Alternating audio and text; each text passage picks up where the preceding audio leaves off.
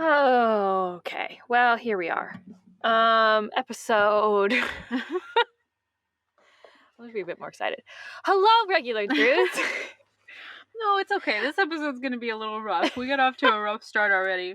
Y'all, I just spilled like a whole glass of water all over my notes and the book for this week. So, Yeah. good start. Yeah. Good start already, Yeah. but that's Great okay. start. Great start. It's okay. It's also 11:45 on a Saturday, and I'm still yawning. Yeah. So, a little low energy this morning, but that's okay. I'm It's happy okay. to be here. I'm very happy to be here, too. I always love talking to you, Court. That's always the bright side. It is. It really is. This is episode 37. Oh, wow. Okay. Yeah, 37. And we're going to be discussing Nancy Drew Girl Detective number 3, False Notes.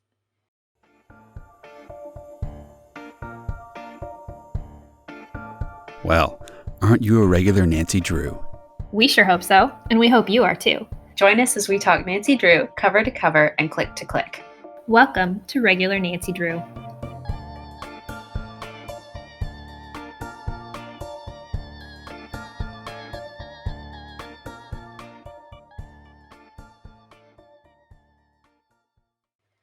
This was published in 2004, March of 2004.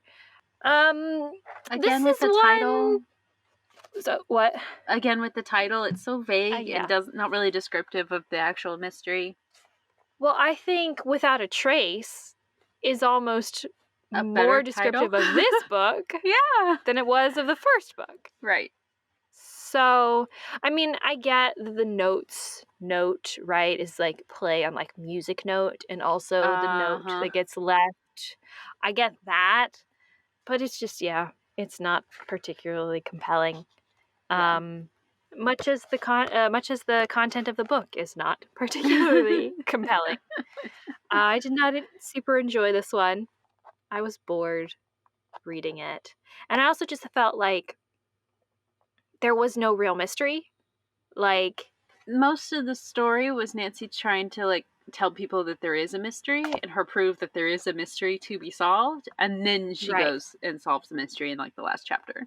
well, and also just like the Nancy doesn't really have proof that there's a mystery, and the whole book she like spends like trying to find proof that there is in fact a mystery, and it's Right. like and the way that she does, we'll have to talk about it because it's just ridiculous the way that she does it, and I'm like, this is stupid, and you could have saved so much more time and had such a more effective outcome and resolution had you just used your brain for 5 seconds, Nancy. Yep. But yeah. So 3 words. Pianos? Or just music, like Music. classical music. Yeah. That works. Disappearance? I don't even want to say kidnapping. Right. Classical music, disappearance, and like, I mean, I guess just like hometown vibes. You know Yeah. what I mean? I don't know if we're going to have that in I wonder if this whole series, like if all of it is in River Heights. Because so far it has been, which I love, honestly. I think it's great. But it feels like there's some aspect that is missing. Right. You know what I mean? And I think part of that is the adventure aspect. Because if Nancy is just slumming around her hometown, it's not super adventurous. You know what I mean? Absolutely not. Yeah. Yeah. So, yeah. So classical music, disappearance, hometown, I think, is where I land. Perfect. Okay. So, chapter 1, we start off. Nancy is shopping for a birthday present for her father's birthday. Carson's birthday's coming up, but she's really struggling trying to find something. While she's out shopping, she gets gestured into Psychic's Parlor, which is a store owned by her friend Lucia Consalvo. And they're talking about, Nancy's asking her for like her advice and her opinion on what she should get Carson for his birthday. But then suddenly Lucia like interrupts their conversation and says that like, in that psychic way, something is very wrong. But so they look out the window and they see that there is a couple on the sidewalk who are seemingly having some kind of disagreement about going into the police station. Mhm. So interesting. Now we know why something might be very wrong. Maybe there's something serious going on that might make them want to go into the police station. But so the woman seems to be trying to stop the man from going into the police station. Nancy does notice that she thinks that the woman looks kind of familiar to her, but she can't really place her. And then it ends up that the man starts walking to the police station, but the woman successfully stops him. And then they get into a blue sedan and drive away. Mm. So after they drive away, we have a little guest appearance by someone from the last episode. Yeah, Harold Safer. The return of Harold Safer. Our Broadway musical Sunset and cheese loving neighbor who I think his cheese shop is like right next door or something. So he pops in to say hello. Nancy ends up inviting both him and Lucia to Carson's birthday party. And she's like, okay, now I'm going to continue on with my shopping trip. But she's really just kind of distracted by what she just saw with the couple going to the police station or trying to go into the police station to really focus on the shopping. She does run into Bess and George on the street, and Nancy starts telling them what she just saw. And she realizes that, oh, I do recognize that woman from somewhere. Her name is Heather Simmons, and she's actually running for River Heights mayor right now. Nancy explains that she doesn't know her personally, but Ned, who is actually working for his dad's newspaper. I know. We'll have to talk about that. The River Heights Bugle, Ned has been working there, and he is covering the race, obviously writing articles over the summer about this mayoral election. He's also taken a class. Oh, yeah, because the husband's a professor, right? So Ned has also taken a class from the professor husband. Apparently, the current River Heights mayor is retiring, so now there's this race between Heather Simmons and someone else named Morris Granger, who is this, like, company owner. He's super rich, like corporate type guy who nobody in town really likes that much. George guesses that he's really only running for the mayoral position because he wants to take over this company called Ransom Industries, which is the biggest employer in River Heights, apparently. But he's also done a lot of things for the community. He's built a bunch of parks with his money, an ice skating rink, and he's also invested in the children's hospital recently. After Nancy goes out for her shopping trip that day, she doesn't end up finding anything for Carson. So she goes home and she's having dinner with Carson and Hannah, and she starts telling them, oh, something weird happened today. I saw the Simmonses outside the police station when I was in Lucia's shop, and it was just, they were acting really weird. And, normally this would just be normal dinner conversation that Nancy's telling her story to Carson and Hannah, that she's got something mysterious that she stumbled onto. And Carson, of course, would normally like give her advice in this situation or, be supportive or something.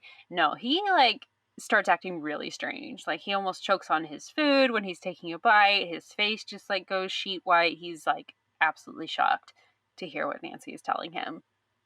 Very weird. What's going on with Carson? Very weird. So, does this mean that maybe the Simmonses are clients of Carson? That's what Nancy surmises. And so she thinks that, okay, well, he's obviously, has stuff that he can't say to me if that's the case. So I'm just not going to press him about it. I'll just drop it, leave it alone, and not involve him in this so that he can, maintain his ethics in this situation. Which is very respectful of Nancy, I think. She also thinks that maybe them being clients of Carson potentially explains their argument. And so she kind of decides that, oh, okay, so they're having some kind of legal thing. This is probably none of my business. So I'm just going to change the subject. And so she brings up their daughter, Leslie, because she thinks this is a safe topic, because she heard that she is applying to a scholarship for a conservatory. Because it's some scholarship they're awarding for musically talented high school students. And she'd heard that, so she was like, this is related. I'll bring this up as a way to segue away from them.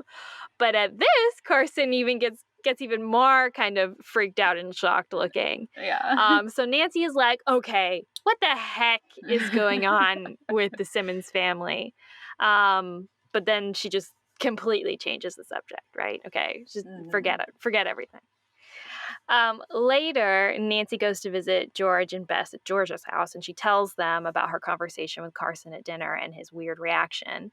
And she asks George to look up the Simmonses on the computer. They find out a couple things: that Heather hasn't yet turned in her application to run for mayor, even though it's due somewhat soon. Also, that their daughter Leslie hasn't posted on a forum that she normally does for a couple days. This felt kind of Gossip Girl, honestly. Apparently, the school has this message board that everyone posts on all the time, and Leslie's very, very active. But so it's supposed to be suspicious that she hasn't posted in a while. But goodness, Yeah. 2004 was a time. And so Nancy kind of gets in her head that Leslie is missing, that she must be missing, must be kidnapped, in fact, because of the way Carson reacted and because she hasn't posted on a message board in a few days and her parents wanted to go to the police station. This is the conclusion she has come to. Obviously. So what they do is they decide to drive over to the Simmons home. And once there, Nancy gets out of the car and knocks on the door. But she doesn't want them to think that Carson told her anything about what's going on, because that would potentially jeopardize their and Carson's working relationship or whatever. And she doesn't want to do that. Right. So she pretends that she's going around to advertise the animal shelter's adopt-a-thon, which there actually is going to be an adopt-a-thon and she also regularly volunteers for the animal shelter. But she's actually using that opportunity to surreptitiously look around the house for clues while she's there, instead of just being like, hey, is your daughter missing? Has she been kidnapped? So she talks to them a little bit, and then she goes back outside, jumps back in the car, and then tells Bess and George that she's seen a clue that tells her for sure that Leslie has been kidnapped. Corey, what was that clue? Dust. There's dust in the house. So evidently there's this big piano recital coming up later this week, and there's the scholarship that Leslie's trying to get, right? And they have the audition for that scholarship later in the week, but before that there's also this recital that's supposed to go on. So there's a lot of practicing that should be going on for Leslie if she's planning to participate in these, which as far as we know she is. So the fact that Nancy sees dust all over the piano keys in their house makes her think, oh, obviously she's been kidnapped, otherwise she would be at that piano right now. Or at least there wouldn't be dust on it, which I'll just say, we were talking about this a minute ago, but there's so much dust on there after she's been gone for 2 days, supposedly, maximum 2 days, possibly. There's so much dust that Nancy can see it from across the room, but whatever. Okay, all right. Well, and Bess and George they try to talk her down from this. They're like, maybe she went to go visit her grandparents, maybe she's just out with friends, maybe she's eating dinner. Maybe she's just been busy, so she hasn't posted on that forum in a while. There are 12,000 different possibilities that it actually could be, much less serious possibilities than she's been kidnapped. Nancy's like, no, none of those are valid. Jeez Louise. So Nancy, she tries to justify this a little bit further, and she says, well, Heather Simmons hasn't submitted that application for the mayoral election just yet. Obviously, someone is doing this to distract her so that she doesn't have time to fill out her application. Whatever. George, being the sensible one for once, she decides to call up the music camp that Leslie has been attending and ask them about her, and they say that nope, she didn't show up to camp today. Actually, this is the first time we've had any issues with her not showing up. It's very unlike her. Okay, all right, a little bit more suspicious now. So they head back to George's house, and George, being the computer savvy girl that she is the one to do the Googling that happens next. Nancy decides that they need to point their investigation toward this Morris Granger guy, the other guy that's running for mayor, because obviously if there's someone interested in getting Heather to not run for mayor, it must be her opponent, right? We have no reason to think that is the motive for this crime that we don't even know has happened. Right. But, right. Whatever. Anyway. But it's obviously him, and Nancy considers no other suspects. All right, so Basically, George turns up that he has a lot of property that he owns around the U.S., but they don't really find anything suspicious or anything that seems like unscrupulous of him or whatever. So George does some quote unquote hacking.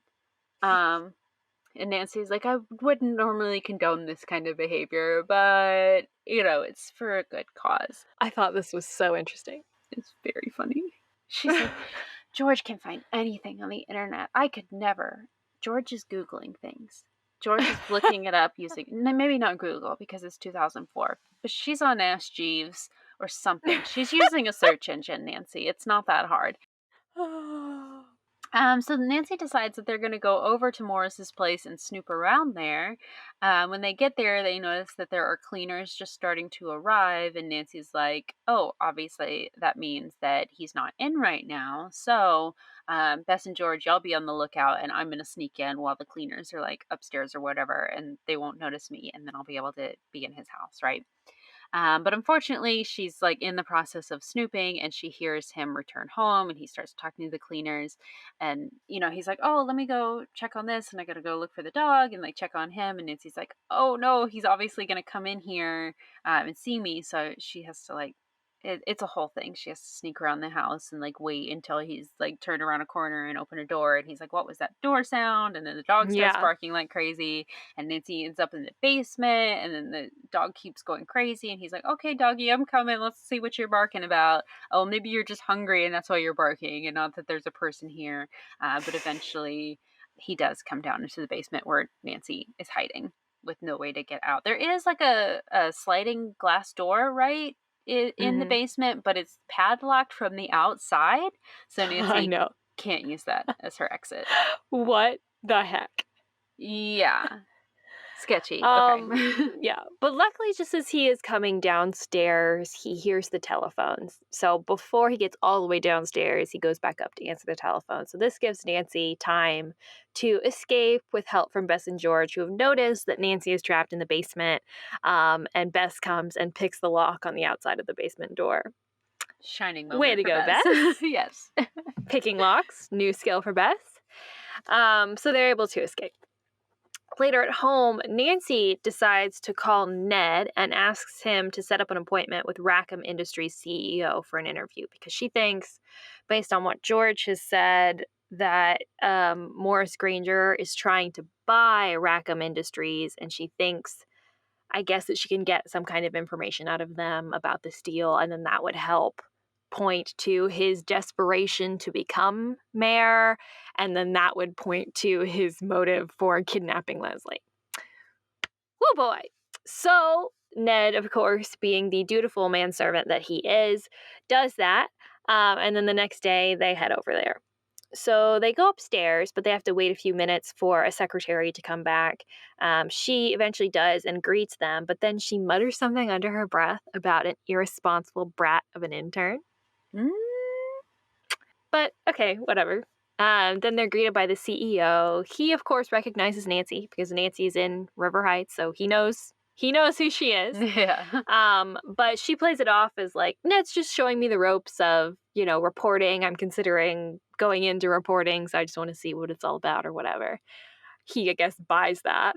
And they just have an interview, and it's not super eventful. There doesn't seem to be any current connection between Rackham Industries and Morris Granger that he's letting on.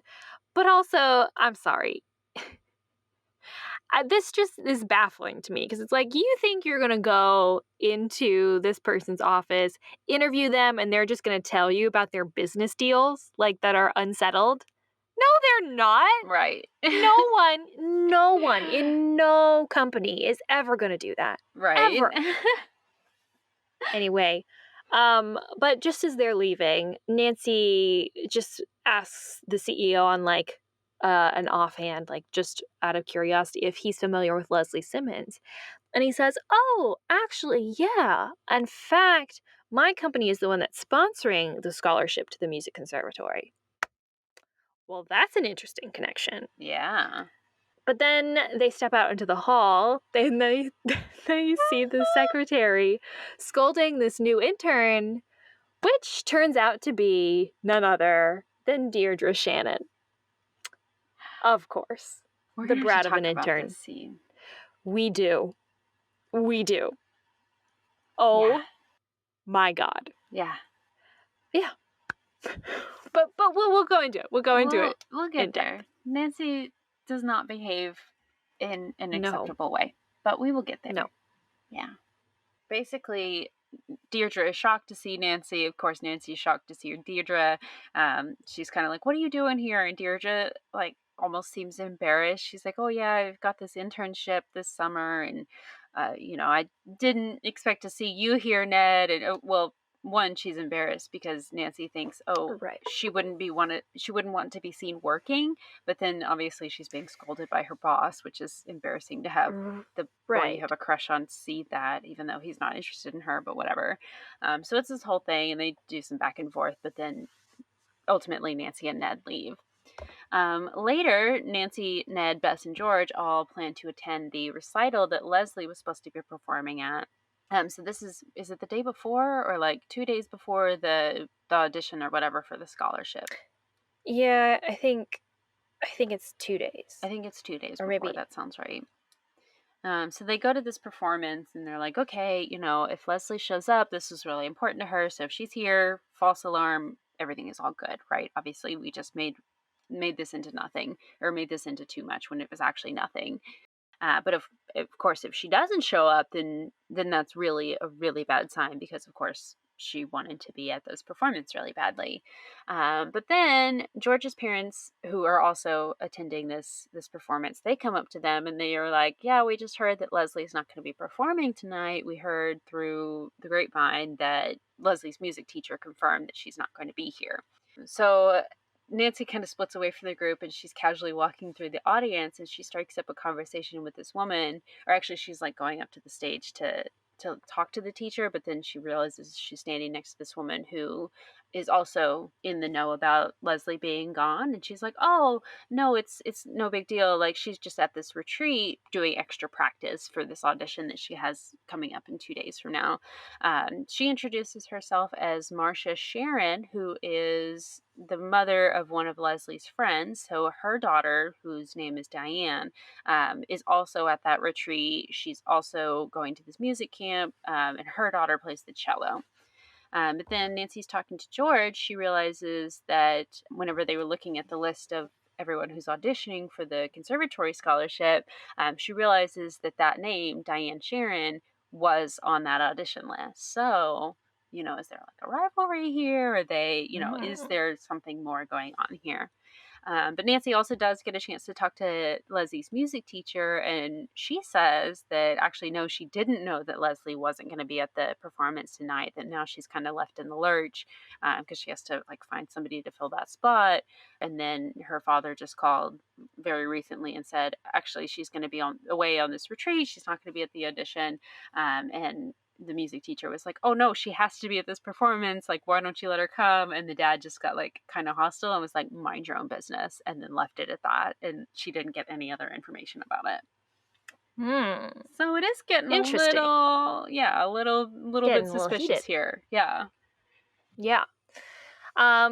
So the next day, Nancy decides that she should go ahead and tail Morris Granger, because obviously Leslie is missing, and obviously Morris Granger has something to do with it. So we don't have any other leads. We're just going to have to follow him and hope that he leads us to Leslie. So she convinces Bess and George to join her in doing this, of course. And after staking out his business, they follow him to this hospital construction site that he's building this hospital. They try to follow him through this construction site, but obviously this proves pretty challenging and they lose him. And then just as they're like debating on what to do next, he actually sees them like hiding and chatting, and asks them like, "What are you doing here? This is a closed construction site." Yeah. What the hell? Nancy kind of rather boldly declares that they were actually following him here.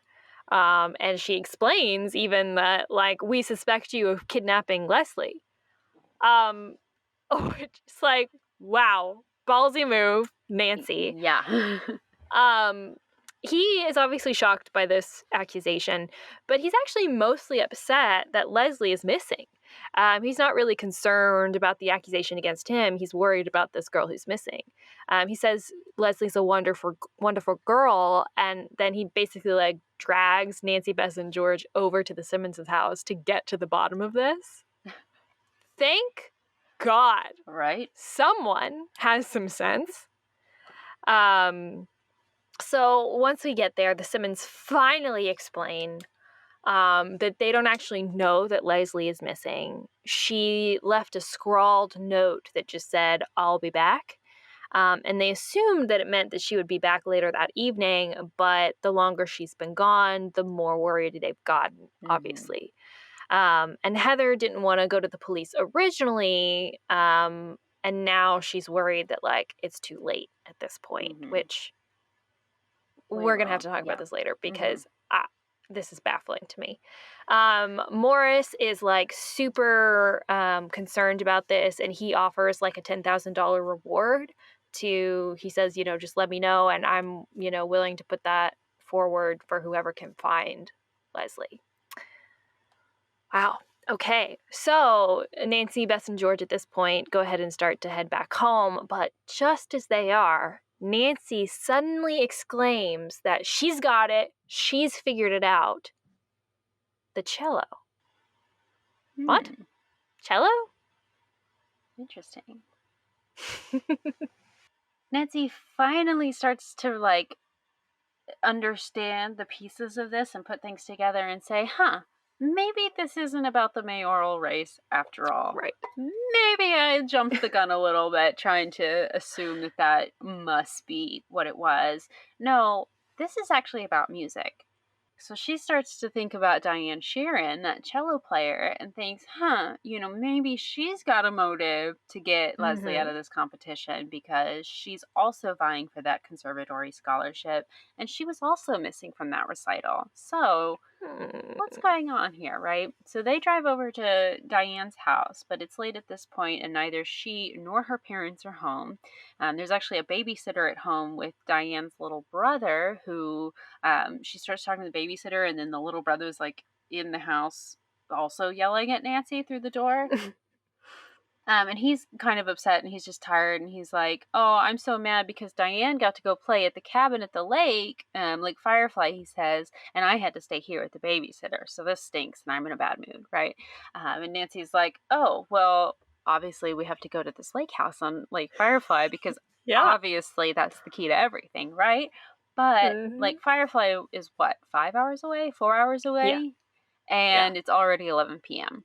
But this audition that Leslie is supposed to be at is at like 8 a.m. So they need to go tonight if they have any hope of finding her.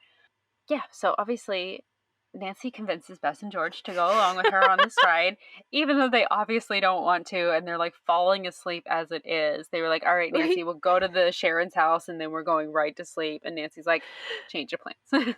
We should have made that one of the 3 words. It should have been classical music, disappearances, and Nancy convincing Bess and George to do things that are bad ideas, but but she does convince them, and she also gets George to bring along her handheld computer, which she will use to do research about both Firefly Lake, which she has to like figure out where their cabin is on the lake, and then also research the Sharons as well. Sorry, what were you going to say? What the fuck is a handheld computer? Is it it's a laptop, right? Yeah. What? Was handheld computer something we called them in 2004? We didn't call them laptops? I don't know. I was so baffled by this. Sorry, anyway, continue.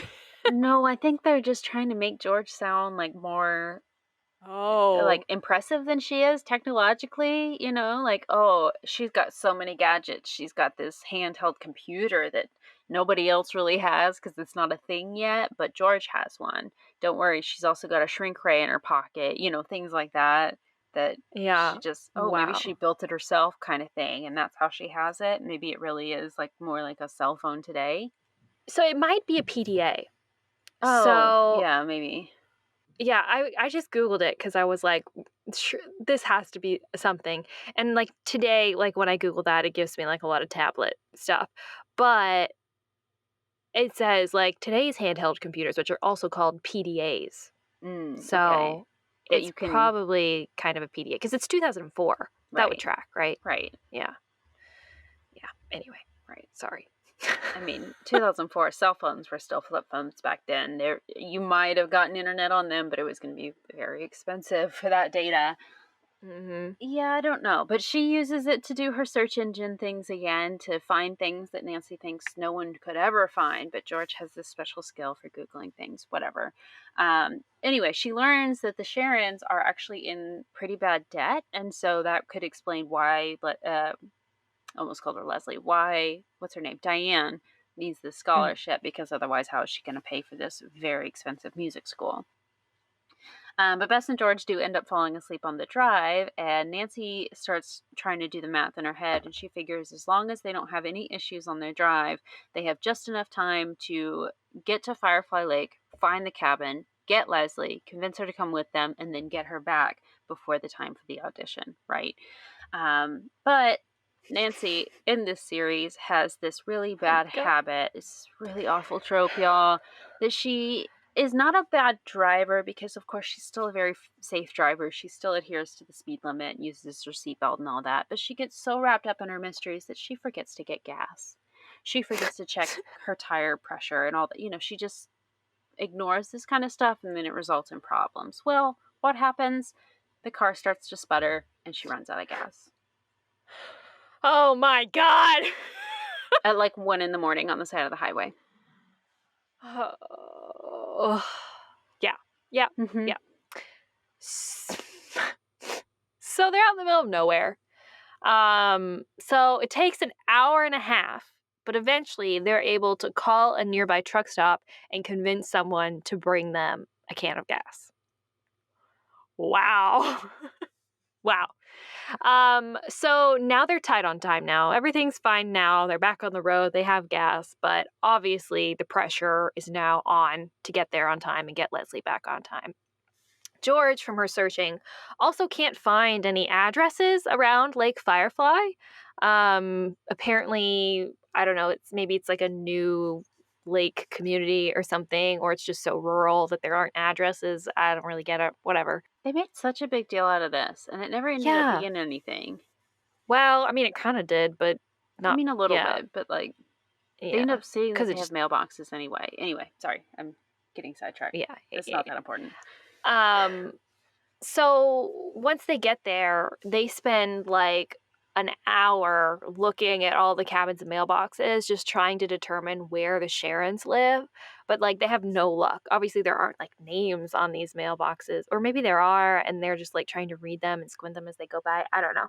But so they have no luck. They're exhausted. And like at this point, there is seemingly no way they can get Leslie back in time for her audition. So Nancy decides to get out for a minute, stretch her legs, try to regroup a little bit. But as soon as she does, she hears piano playing. Oh.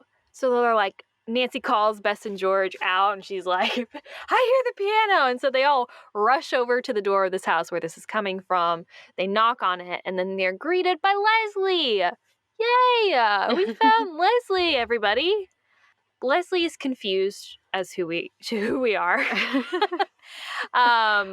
But we explain. And she says that she was actually expecting the Sharons to come pick her up over an hour ago and then drive her back into town for her audition. Oh, okay.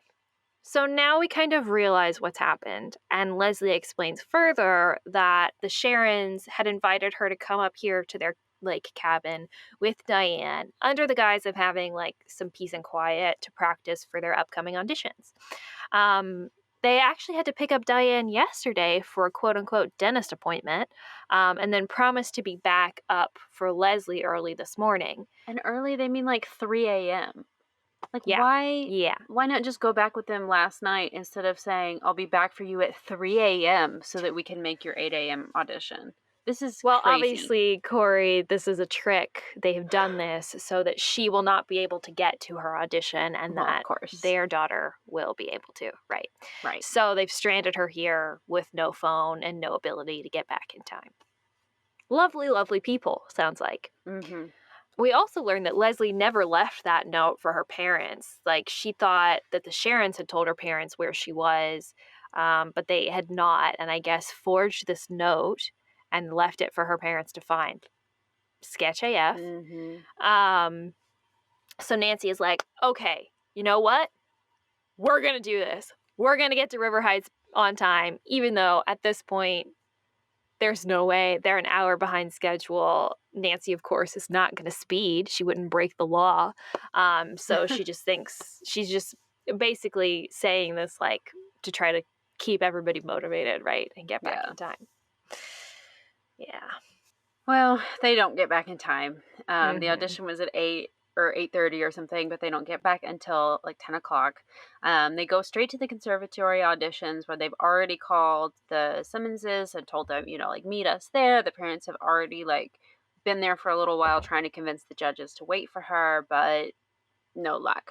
They get there and they're told, too late to audition. Sorry, you've lost your chance. So they go in anyway, and they learn that the scholarship actually went to some flautist from West Heights. So at least the Sharons didn't win in the end after all this plotting. But Jeez Louise. all of it's for nothing. Nancy also does realize that, hey, it's Carson's birthday, and I still haven't gotten him anything for his present. And also, there's a party tonight that she's hosting and has done nothing to plan for it. She's like, oh, well, I need to get like caught up on my sleep anyway, so I'll just have to like figure something out later. She's just about to fall asleep and she has an idea and she makes a few phone calls and then she sleeps for the rest of the day. All right. Well, she does also invite the Sebbins to come to Carson's party later. She's basically invited the whole town. Chief McGinnis has promised to come. Later at the party, Hannah has gone all out with making the food, so Nancy doesn't end up actually needing to do anything for it. And everyone has now shown up to the party, and Nancy's she's greeting people, but they also really just want to hear about the mystery, so she's explaining everything that's happened over the past few days, and Carson's hearing about a lot of this for the first time as well. Morris Granger shows up, and he's very excited to know that Leslie's been found. And actually, he's so pleased that he says, oh, at the beginning of this, I did say that I would give a reward to anyone who was able to find Leslie. So Nancy, I'm giving you 10 grand. Congratulations. And Nancy's like, oh, yeah, I kind of forgot that you were so, that you'd promised this reward. And so she's like, okay, Bess and George, y'all technically earned this as well because y'all helped me with everything, but let's go have a little conversation. So the three of them, they go talk for a second and they come back and they decide, no, we don't want the money. We want you to give the 10 grand to Leslie to help her pay for the cost of the conservatory. This makes everyone sob, and they're so excited and happy for Leslie, who's like, oh, no, I couldn't. Okay, if you insist, I'll accept. Wonderful. So, hurrah, it's so exciting. And then Nancy announces, one last thing. I do have a present for my dear father. And she leads everyone into the living room where she has set up, with the help of Morris Granger, a massive piano with a bunch of chairs like set around it for a little performance that Leslie is going to give. And Nancy's gift is this performance. So Carson takes the seat of honor right in front, and they have the little piano recital with Leslie playing for everyone. So this is the phone call that she made earlier to arrange for Leslie to perform for Carson. Everyone cheers, and that is the end of the story. Well, what an interesting one, eh, Corey? Yeah, sure. No. There was no mystery. There's no mystery. The mystery is there a mystery? Okay, here's my big issue. My big issue with this book is that Nancy thinks a girl is kidnapped, and she effectively does nothing. Right. She thinks, oh, I know. I can't talk about this with my father because that would jeopardize his ethics in this situation where a girl is missing. Right. I'm not going to go talk to her parents because I don't want them to think that my father has compromised his ethics in telling me something about this case. Right. She's not worried about the girl missing at all. No, she's just confident in her ability to find her. Like, Which, by the way, she does find her, but she fails at doing it in time. Yeah, so confident about it that she doesn't even consider any other suspects than the one that she decides is obvious. I'm just like, this girl could be in danger. She could be in danger. She could be trapped somewhere. Like, she may not even be kidnapped. Like, there are so many possibilities. And she believes this wholeheartedly. And yet, she doesn't decide that it warrants any kind of serious action on her part. Not talking to her parents, not talking to Leslie's parents, not going to the authorities. Right. Like, how irresponsible is that? It also results in, like, this incredibly convoluted mystery where, not convoluted, just, like, nothing mystery where just, like, we don't do anything about the real problem. We just run around and go places and talk to people who don't tell us anything until we finally get to the Simmons who explain, and then immediately after they do, we realize what's going on. Right. So that's what needed to have happened. Right! If you had just done that day one or gone out in the road and be like, when they're arguing in front of the police station, be like, are you okay? Is there something I can help you with? Right. We could have been resolved that afternoon. Like, well, and Nancy even, like, kind of makes this point. She's like, maybe something did happen to her and they don't want to go to the authorities because the kidnappers have left, like, a ransom note that instructs them not to seek help or they'll harm Leslie or something. Nothing like that. So why the hesitation with going to the police? If your daughter leaves a note saying, I'll be back later, and you expect her home for dinner, and then she's not, why not go to the police?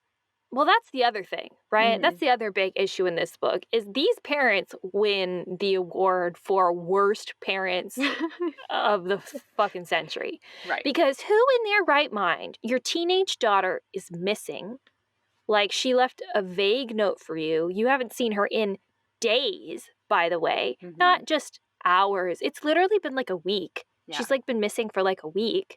And she has important things that she's supposed to be at. And you don't go to the police? And you're covering for her disappearance to other people? Right. That's suspicious AF. Like, if I was the police and I came into this situation and I realized that your daughter has been gone for days and you've told people that she was actually just out, doing stuff or whatever, I would suspect you were involved in her disappearance. Right. Right. Like, I'm sorry. Like, these people seem awful. Awful. Yeah. Just like, no, I cannot imagine being a parent and your child is missing for days and you decide you shouldn't go to the police because why? Because you don't have enough evidence that she's missing. She's been missing. Right. Also, so there's that stupid, first of all, the conception about having to wait 48 hours for someone to be missing is incorrect, is false. Right. Do not wait 48 hours to report someone missing if you believe that they are gone. Speak especially to if you think they could be the in authorities. Danger. Right.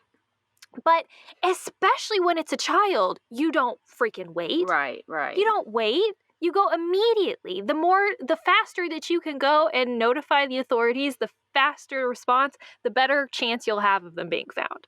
What is the worst case scenario there? They find her, like, at her friend's house and she was planning to be home by dinner? Great. That's a great scenario. If that's the worst thing that could happen. Yeah, or they say, sorry, we don't have enough evidence to go on. We can't look or we can't find her. Right. But at least you've done your job, so it's not looking bad on you that you did nothing, and then they're not going to suspect you when they do have enough evidence to go look around. Yeah. And then if they won't investigate, then you talk to the lawyer that you talked to previously and have him involve his private investigator daughter. Like, that's... Right. This mystery would have been so much more effective if at the very beginning her parents had notified Carson and then the police didn't want to get involved because we already know that Chief McGinnis is kind of ineffective, right, in this series, right? So they say, she left a note. She'll be back, whatever, right? Call us in a few days or whatever. They're overly concerned because they should be. Carson involves Nancy. Nancy investigates. And then we could have Nancy investigate Maura Granger, and we can have her investigate other people or whatever, and then eventually find her. You know what I mean? Right. Like, why didn't we do it that way? Why didn't we do it that way?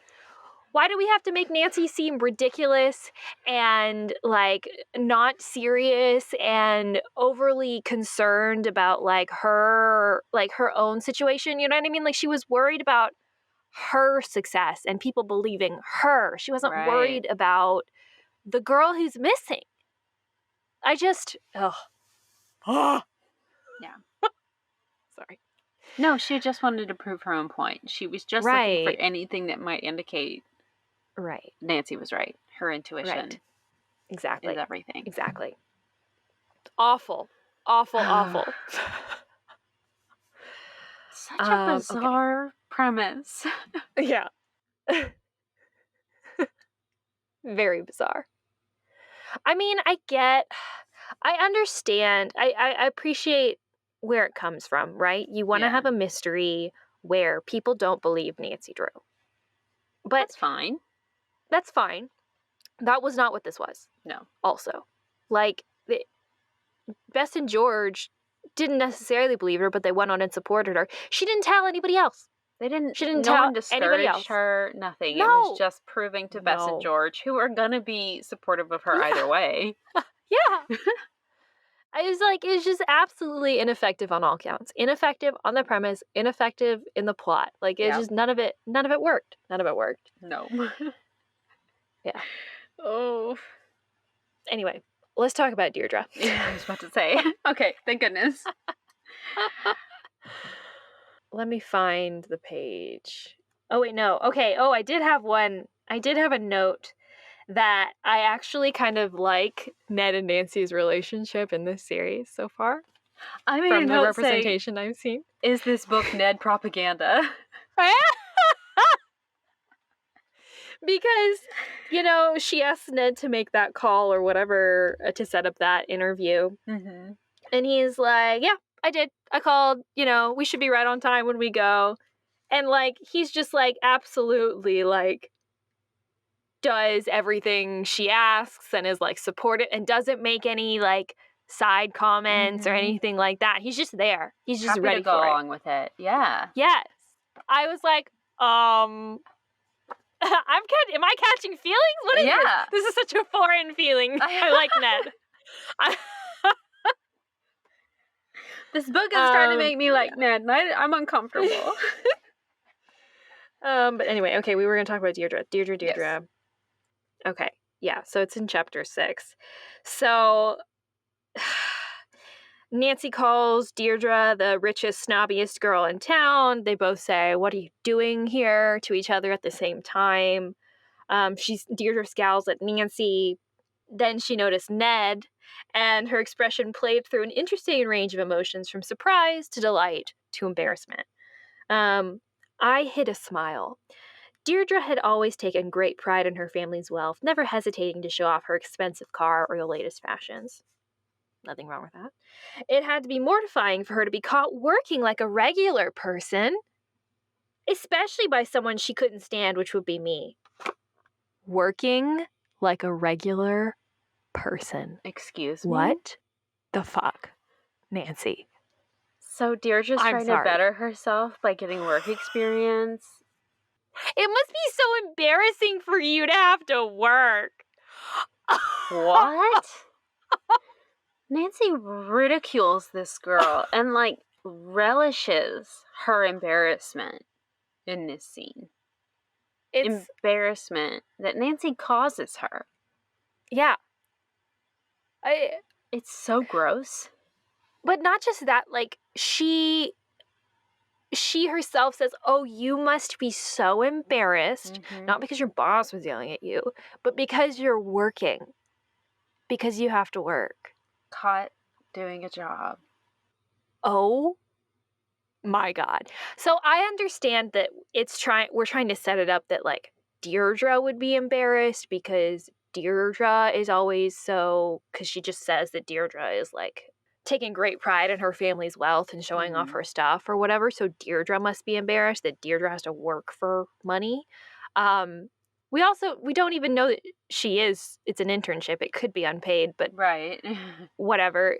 But it's the fact that Nancy says this. Nancy says, oh, that must be why she's embarrassed. She must be embarrassed because she's working, which means Nancy thinks that working is embarrassing. Right. If you're doing it for, like, actual reasons and not just your cover story for when you're trying to solve your mystery. And when somebody offers you a reward, you can't possibly take it unless it's in the form of jewelry. I'm sorry. What? Nancy. The classist bitch.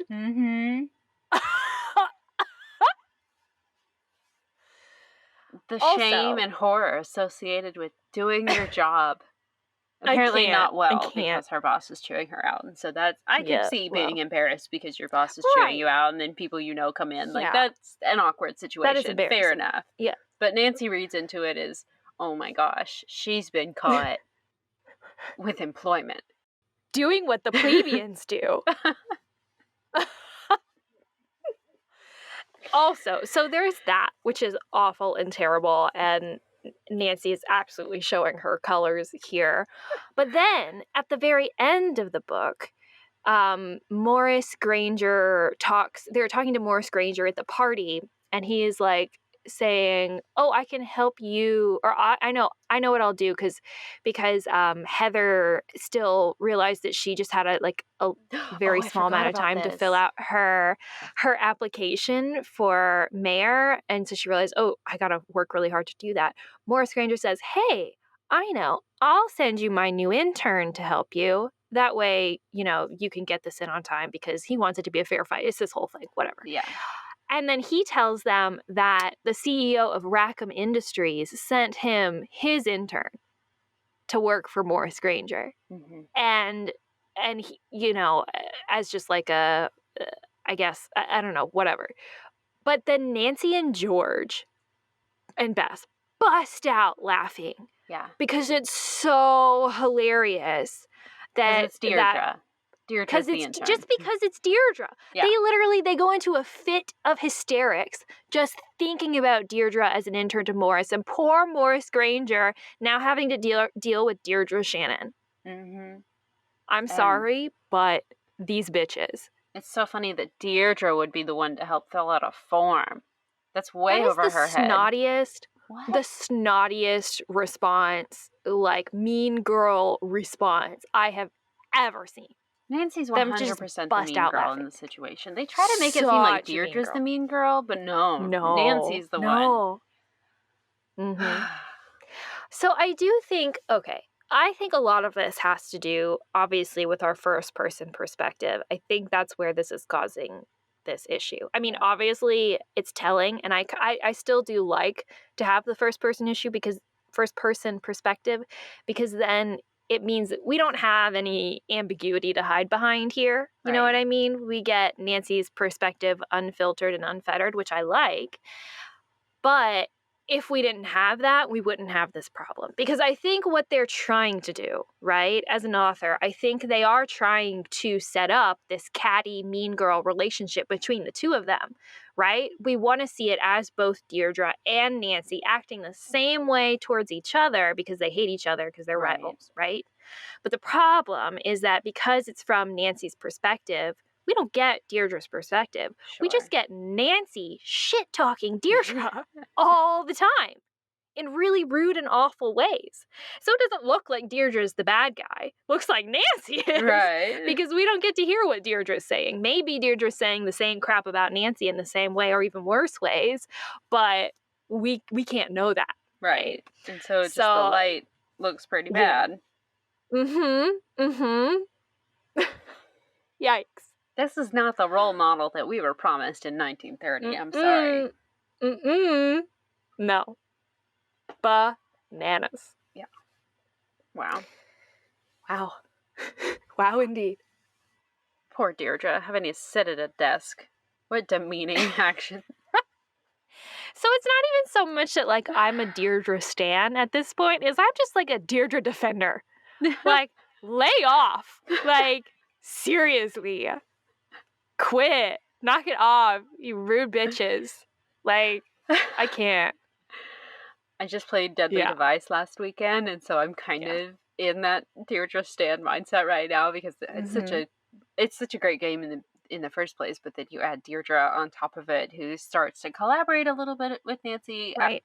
Side note, this is definitely a tangent, but I like the way her interactive handles Deirdre post Alibi and Ashes. Yeah. Like, I think Alibi and Ashes, she's still pretty derived from the book series themselves, but as they bring her back in Deadly Device and then Midnight in Salem, they actually treat her pretty well, and they kind of incorporate her story in a way that's done a lot better than these books. Yeah. So, way to go. Yes. Way to go, Her Interactive, for redeeming a bullied character. Yeah. We get to see the softer side of Deirdre, and it's really nice. Not even softer side, but just the more human side. And like, she starts to cooperate a little bit, and they become almost friends. It's nice. It's a good story arc. Okay. So I made a comment that this Nancy is much more unhinged. Yeah. Like, the Nancy that in other series is, I feel like the marked difference, at least that showed up in this book for me in this series, is that Nancy just seems to have a very limited grasp on reality.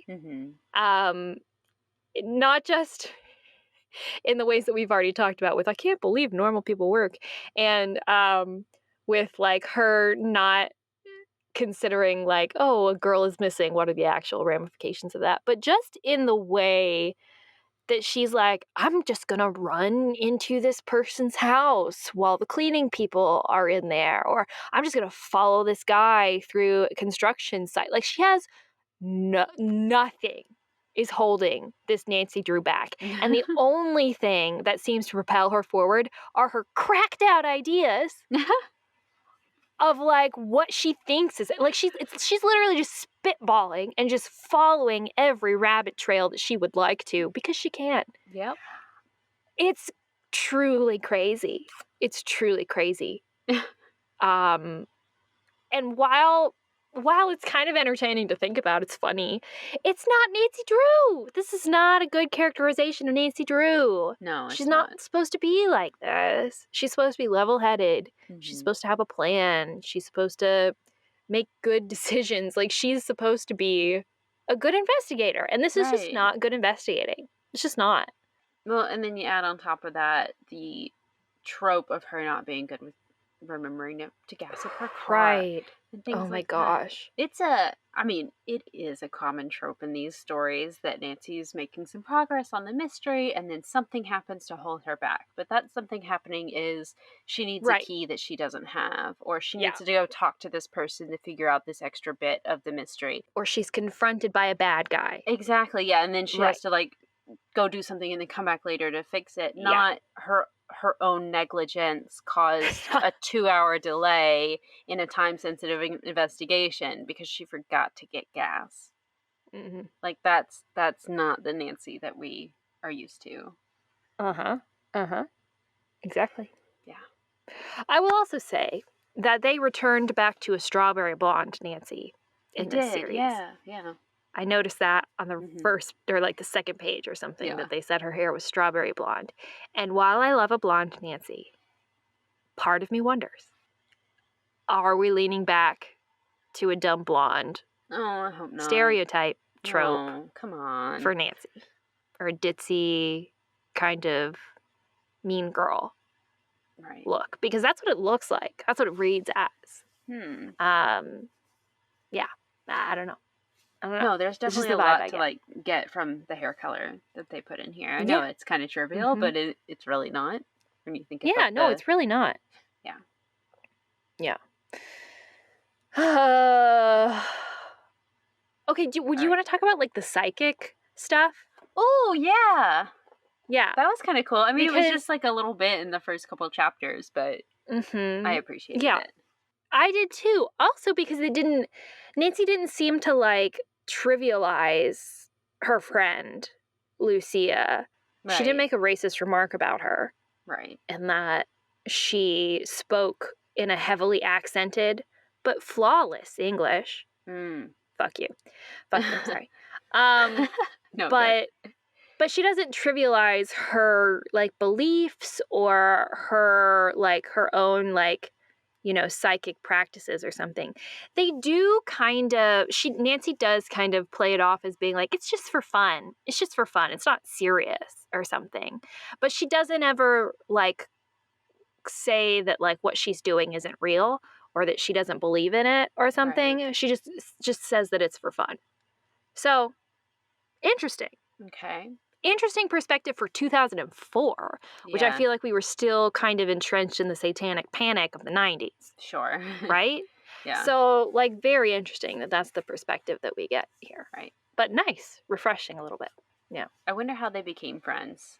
Like, what's the backstory there? I don't know. You know, I wonder if she probably solved a mystery for her or something. maybe. Yeah. Well, maybe that was like book 2 because we've done 1 and 3 now. Maybe we missed something we in the just missed lore that one. from book 2. Yeah. Yeah, but who knows? Yeah, possible. Oh, yeah.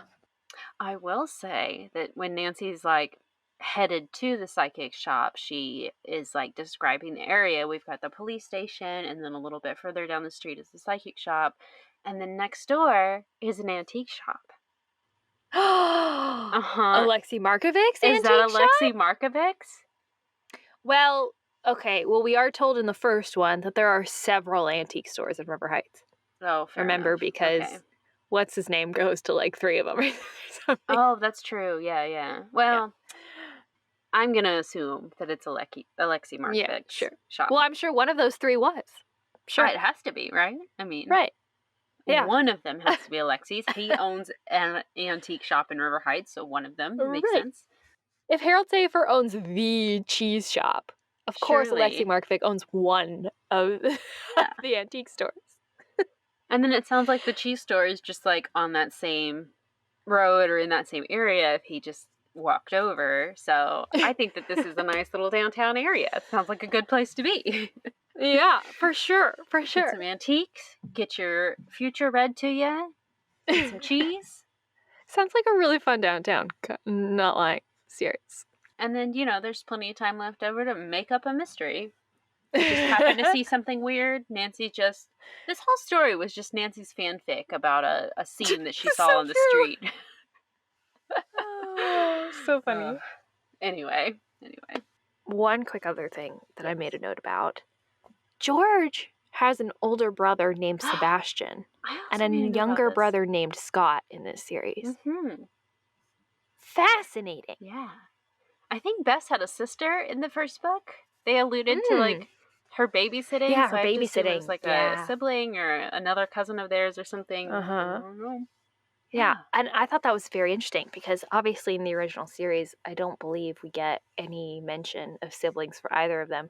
We get lots of cousins. We know there's lots of cousins in that family. Yeah. But no siblings. Yeah. Very interesting. Nancy also says that George's room is like a disaster. Like it's filthy and super disorganized. I thought that was funny. Funny characterization, yeah. And when Bess walks in, she goes like, "Oh, you cleaned up," or something. Good for you, Bess. Do you have any other notes? Just a tiny one. I don't know about your copy, but at the back of mine, there's an advertisement for the Haunted Carousel and Danger on Deception Island. Oh, yes. I saw the Her Interactive ads. Yeah, that's what I got too. And I thought that was like, wow, a time when, to be a like, fan. what a golden age. Right? Video games and books coming out at the same time, and they worked together to advertise. Just amazing. And the Emma Roberts movie would have been like in development at this point, Yeah, that came out in like 2007. 6, I think. 6. Okay. Or it doesn't matter. Wow. But like around What a this golden time. age for Nancy Drew. Yeah. Jeez Louise. Seriously. Oh, and to have been a part of it. I know. We are blessed. I know. We're so blessed. To be in a time like that again. I know we have the show ongoing, but that's really our only like current Nancy Drew thing, and that's not my favorite anyway. So yeah, doesn't count. It's okay. Only good media counts. Well, they are coming out with new diaries right now, so I think they do one of those every year, every 6 months or so. I bet those are actually pretty good. We might have to do those after The Girl Detective. We might have to do those. We might have to do those because I bet those are good. I've heard good things about them. I got a box set of the first like 5 or 10 or something. And just from like, I didn't read them, but I looked at the covers, read the backs, just from doing that, they seem pretty good. Mm-hmm. So, Those are also in the first-person perspective as well, aren't they? I think so. I think yeah. so. Yeah. Hopefully it'll be a little bit better in Mhm. this perspective that we're getting. Yeah. Oh, yeah. So, yeah. Alrighty. Well, Flashlight score? yes. No. No? Uh, You don't want to give it a flashlight score? yeah. Skip it? I'm just kidding. I'm going to give it a 2. I don't know. Yeah. It's just not. Uh-huh. I give it a 2 as well. I think there just wasn't really anything I enjoyed about it. It No. wasn't the worst thing I've ever read. It wasn't at the most boring book I've ever read. Right. I was at least curious as to the outcome. I do like stories that take place in River Heights because I love hearing about the residents of River Heights and the lore and all the information. Like Rackham Industries being the largest employer in River Heights, I was like, that's interesting. Yeah. I didn't know that before, right? So there were moments like that. We get to see some characters that we enjoyed, like Harold Safer, Chief McGinnis is in it, Deirdre is in it. So there's that. But as far as like plot, Nancy characterization, it was just ugh. Yeah. Ugh. Bess has a shining moment, and then she's Right. just along for the ride. The rest, I think she's asleep for most of the rest of it. So It's true. It's true. Yeah. Oh. So too. Yeah, that's fine. Oh, well. That's okay. Oh, well. Hopefully, the next one will be a little bit better. If not a controversial pick, our patrons pick the one I was hoping for this time. Thank you, patrons. Do you want to tell everyone what our next one is going to be? Yes. Next up, we are going to be covering another girl detective novel, number 10, Uncivil Acts. Corey, this book is what Ghost of Thornton Hall is partially based off of. Right. And it also features a Civil War reenactment. Yeah. That's all I know about it. Yep. Yeah. But I read the back of it, and it says like people have started taking sides as though like North and South. Yeah, I don't like that. So yikes. That's concerning. Yikes in a big way. Okay. So I'm definitely very interested. Yeah. So I'm excited for y'all to come along for the ride of that. It'll be a conversation.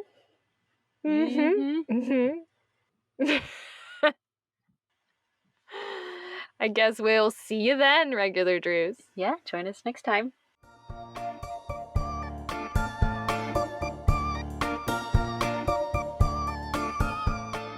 Thank you for listening to Regular Nancy Drew. Email us at regularnancydrew@gmail.com. If you like this episode, make sure to rate, review, and subscribe. You can also follow us on Instagram at Regular Nancy Drew and Twitter at RegularND. You can also support us on Patreon. Patrons at the $3 level vote on upcoming episode topics and get exclusive access to our Scoop Sesh series. And all patrons receive early access to each episode as well as weekly bonus content. And to all you regular Drews out there, Thanks for listening.